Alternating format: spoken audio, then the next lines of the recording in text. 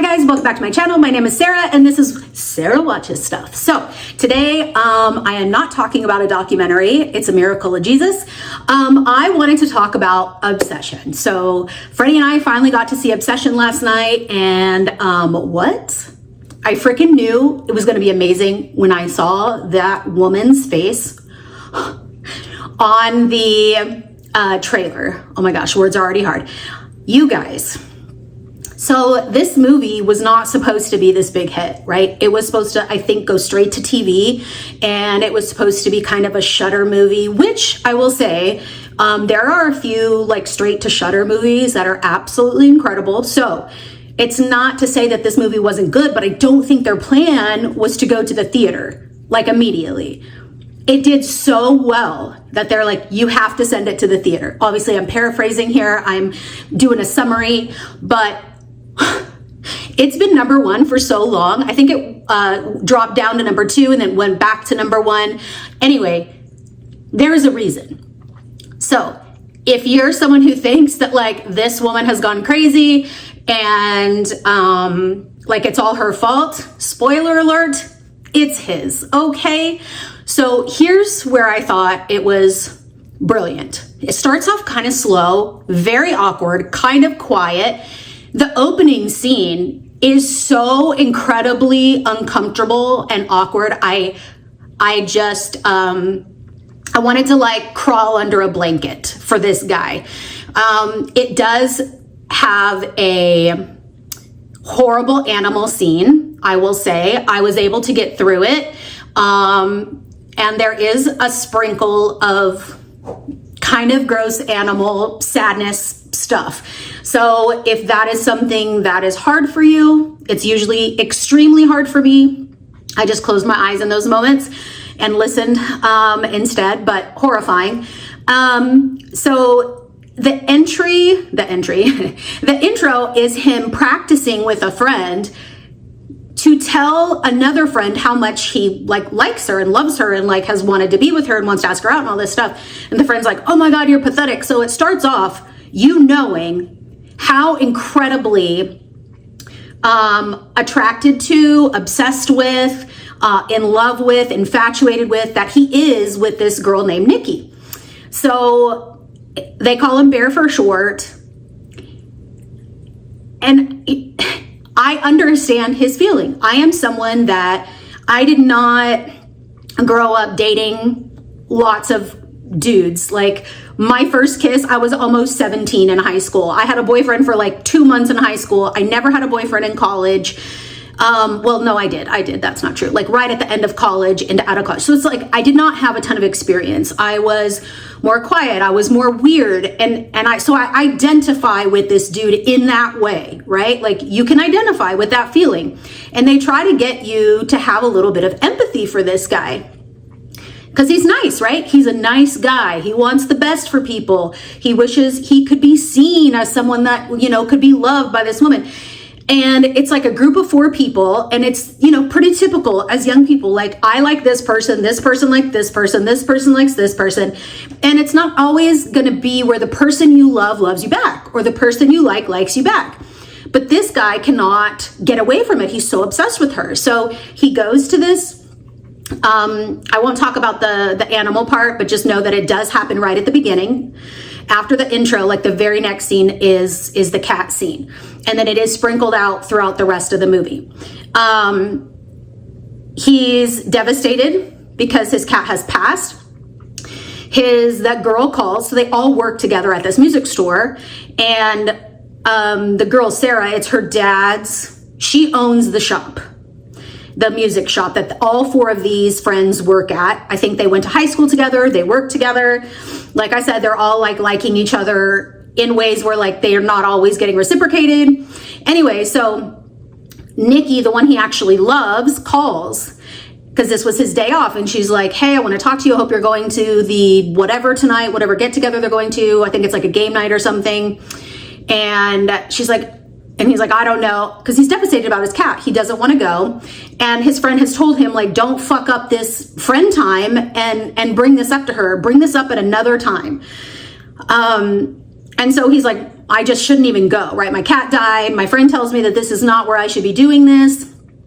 So I'm just going to lay low. Well, she doesn't like take no for an answer. And while they're on the phone, she drops her necklace down the drain. So the good guy that he is, he goes to this witchy magical store to get a replacement necklace, but finds this, it's called I'll put it here, I've already forgot. Wish, something with a W. Anyway, he picks up this thing, he goes to check out, and the woman's like, oh, I thought you were getting a necklace. He's like, no, I'm gonna get this. Well, he reads the package, and basically you get one wish, you break the wood, your wish comes true. Well, he ends up going to the game night, he has this little thing in his bag, and he ends up taking Nikki home after the game night. It's like this really awkward moment in the car. She gets out, because it's like really awkward. Like he's about to tell her, but he doesn't. She can feel like something's weird. She's like, are you okay? And then he's like really mad at himself. So as soon as she goes into her home, he sits in the car, he makes the wish, I wish that she loved me more than anyone else in the world, breaks it. Immediately, she's right back out on the porch looking at him.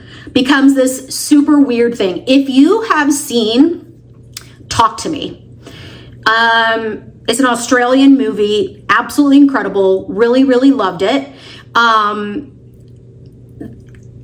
I don't want to ruin that movie for you, but at the end of the movie, like it has to do with some sort of possession, right? It shows the inner mind of one of the kids that is possessed. And it's like, he's screaming inside. He wants to get out. Like he can't get out of his own body. He can't get out of his own mind. That's kind of how it is with this woman or this girl when he breaks the wish and he wishes that she would love him more than anyone else in the world forever and ever and ever. Amen. You can tell like she's battling that she only likes him as a friend. And inside, like there's moments throughout the movie where you can tell that she's battling whatever is happening to her. And it's like this horrific inner turmoil of her like just wanting to die, because someone has taken over her body and is making her do all these things. But let me tell you, she is fucking incredible. She deserves an Oscar. All the memes are spot fucking on. You guys, oh my gosh. The way she moves her face, like the rest of the movie is just about her being weird and freaky and obsessed with him. And he's freaking out. And like, there's this, you know, in the preview, it's like, oh my God, this woman is fucked up. She's doing all these horrific things to him. He did it. Look, I get that you love a person or you want this person. I've been through it. They do not love you back. You have to move on, man. Like, to me, this was all his fault. He chose this. Once it gets like insane, he calls a number on the package and is like, I want to adjust my wish. I want to take back my wish. And you can't.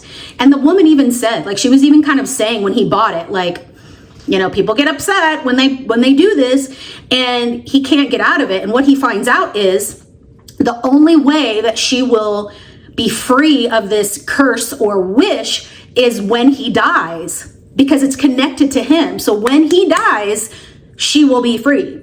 Well, before she gets freed, all these horrific things happen.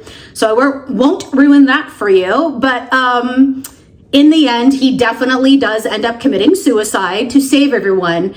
But at that point, multiple people have died, including him. And she's been the culprit. Like, she's been the person doing this under duress, or no, that's not the right word. Like, she didn't personally do it, right? She's cursed doing these things. She wakes up right before she kills herself, and because she sees he has killed himself, so still under the spell, she's like, I can't live without you. But right before she kills herself, she breaks free of this spell, this curse. And she is devastated because she realizes that she's done all these horrific things that wasn't really her, that curse made her do. And it doesn't really say what happens after that, but it just shows her just like devastated, screaming, crying. All these people are dead because of her, but really it's because of Bear, right? It's because of Baron, because he just could not fucking live without her. Like, it was just so brilliantly done. Like I wanted to crawl out of my skin, just so weird, uncomfortable moments. There was also like a few jump scares where even Freddie and I both kind of jumped or like screamed. I loved it because everybody in the theater, definitely good to see in the theater if you like scary movies, was laughing at the same time, screaming at the same time. Like it was a great experience in the theater with the group of people that were there. And I just think it's a nice little lesson that if the person doesn't love you, there will be someone else for you. And there's a moment in the movie where he's kind of realizing this, where like maybe he should be looking at this other girl. And then she gets the, you know, it's just kind of devastating in so many ways. So because of his choice, so many people's lives were ruined, and he could have just suffered, gone to a therapist. Why don't men go to therapists? I just don't get it. Anyway, highly recommend. Very different from Backrooms. I loved Backrooms. I think I like Obsession more. She deserves a freaking Oscar. I mean, the way her face moved, the way her body moved, and obviously, like, there were probably some effects done in there, but for her face, there were no effects. Like, it literally looked like prosthetics. That's how freaking brilliant she was. But I just think it was a very different movie than Backrooms. Very, very completely opposite kind of scary movie.